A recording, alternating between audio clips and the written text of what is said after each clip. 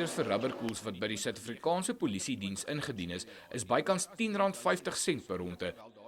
Maar die polisiebestuur het 'n kontrak aan die maatskappy IT Empowerment Technologies toegeken om silikoonkoels teen R75 per ronde aan hulle te verskaf. Die polisie het intussen die kontrak gekanselleer weens wat hulle as administratiewe redes beskryf. 'n Misdaadkenner sê die SAPD moes nooit die kontrak aangegaan het nie.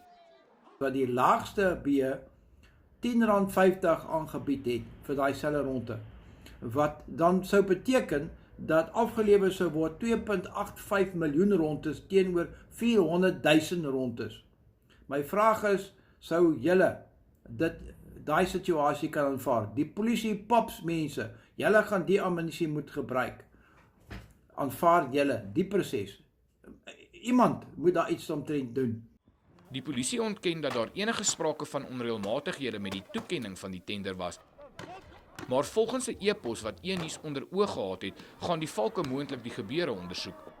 Ons wil hê, die wat nou belangstel in die saak, dat die saak moet uitgesorteer word en ons moet sien dat daar nou gestop word in hierdie tipe van korrupsie. Die valke sê egter hulle is nog nie seker of die saak ondersoek gaan word nie. Gerard Pretorius, E-nuus Pretoria.